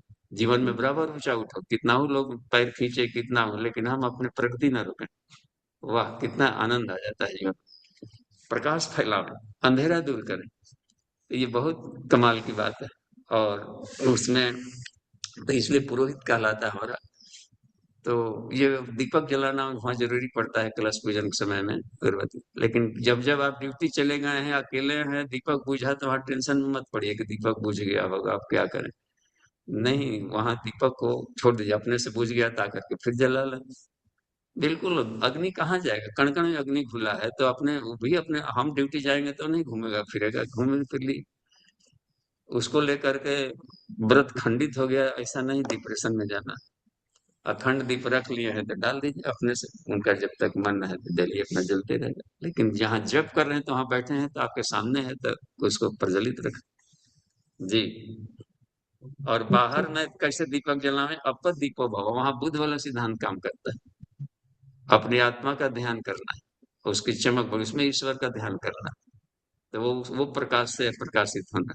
तो हर जगह ईश्वर, या बाहर सूर्य है तो हर जगह दीपक जल रहा है, तो मेंटल स्टेट बना लेनी है वैसा जी। थैंक्स। जी प्रणाम हाँ। प्रणाम। बाबूजी, यदि कलश नहीं बैठाया जा रहा है तो कलश तो वहां पे बैठाया जाएगा ना, तो यहाँ से हम लोग कलश, संकल्प नहीं ले सकते हैं? हाँ मान सकता है, एक जगह बैठा है तो बांटा हुआ थोड़े है कि हमारा कलश है आपका कलश। मान लीजिए कि आपका कलश है, उंगलियां हम लोग की उंगलियां आपकी उंगलियां, तो किसी की उंगलियां काम करे। और जो मोर्चा पर सैनिक है वो कहाँ कलश भी बैठ कर उतना टाइम देगा, तो केवल मान भर लिया जाता है कि, और अपने को साथ उसमें जोड़ लीजिए। या साधुओं की तरह, ऋषियों की तरह अपने आप को ही कलश मान लिए तो क्या, देखिए इसमें सारे तत्व है, केवल उसमें देवत्व का भाव रखें, चलता फिरता कलश, कलश यात्रा, चलता फिरता कलश, सब श्रद्धा का खेल है दीदी, मन का खेल है यहाँ। और घर में सुविधा है तो कलश स्थापित करके लाभ लें। तो अब यहाँ पर तो कलश तो सारे साधकों के लिए मिलजुल कर करेंगे, तो चूंकि नवरात्रि सत्र है या सेशन चलेगा तो होगा ही होगा। और घर में संकल्प ले लिए, घर में जब करे, पुणाति में लोग आ जाते हैं शहर के लोग, और एक दिन शुरू में भाग ली। तो कर्मकांड को हम जोड़ लें अपने व्यवहारिक जीवन से जी। बाबूजी प्रणाम, थैंक यू। हाँ जी प्रणाम। बाबूजी प्रणाम। हाँ जी प्रणाम। बाबूजी, मैं ये पूछना चाहता हूँ को के सातों उपायों को तरीके से उपयोग करने के बावजूद यदि रोग आ जाता है तो क्या उनको जी दोबारा आवाज रिव्यू करने की गलती आवाज होगी? कट मैं समझ पाया हूं मैं। आवाज नहीं पहुंच आवाज कट पाई। हाँ आवाज कट रही थी जी, दोबारा रिपीट कर दें। नेटवर्क प्रॉब्लम हो। मैं निकल गया बाहर निकल गया। बाबूजी प्रणाम। बाबूजी जी, बाबूजी जी प्रणाम। आवाज आ रही है? अब आ हाँ रही है आवाज? बिल्कुल, कहा जाए बाबूजी, जी। मैं ये मेरी जिज्ञासा यह है कि जो अन्नमय कोश प्राणमय कोश के उपाय हैं, 7 उपाय हैं दोनों के, यदि इनका उपयोग करने के बावजूद भी रोग आ जाता है तो क्या इन 7 उपायों को रिव्यू किया जाए? कहीं गलती होगी हमसे, या इन 7 उपायों के बावजूद भी रोग आ सकता है? आ सकता है ना, 5 बॉडी है, 5 मंजिला बिल्डिंग है, ऊपर वाला चुएगा तो उसी का नीचे जाकर खराब करेगा।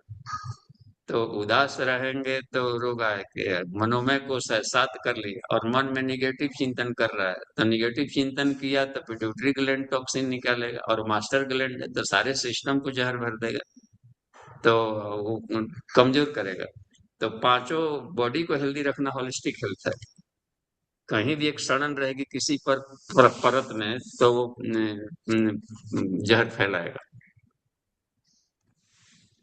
तो तो बाबूजी इसलिए जो पांचों को, जैसे मान ली कि आधा घंटा आपको बैठना है जब तक, तो जो कमजोर है उसमें थोड़ा अधिक ध्यान लीजिए बॉडी, और बाकी को कम से कम झाड़ू बुहारी तो करना ही पड़ेगा। मेडिटेशन में पांचों को किया जाता है।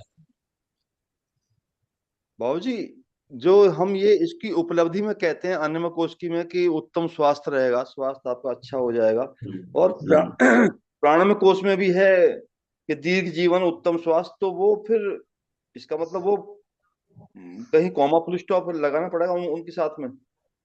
नहीं, उसमें सबको नहीं चला गया, देखिएगा अन्नमय कोश में सबको सबको शामिल किया गया है। जैसे ब्रह्मचर्य तप है तो वहां तो ब्रह्म को खाना था, और ब्रह्म है आपका आनंदमय कोश का विषय, और बीज का रूपांतरण करना था आपको मूलाधार से सहस्रार तक, तो उसमें सब दे दिया है। साधना में भी है, तो साधना में तो पूरे पांचों कोशों की साधना है उच्च स्तरीय।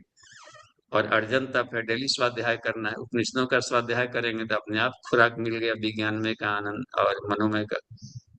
तो अर्जन तप है ना उसमें जी। बाबूजी, तो इतने सारे उपायों का उपयोग एक दिन में हो भी नहीं सकता, एक आदमी एक इन्हें शायद कर भी नहीं सकता। हाँ तो तो एक गुरुदेव कहे ना, 2-2 साल लगाओ, एक दिन में ना हुआ तो 300-700 दिन में भी नहीं होगा। होगा फिर तो। जी होगा। ठीक है, प्रणाम। थैंक यू, धन्यवाद। शांति पाठ किया जा सकता है अमन जी? जी जी बाबूजी जी। जी प्रणाम। ओम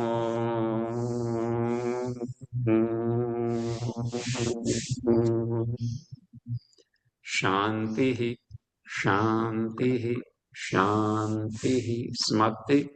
प्रणाम।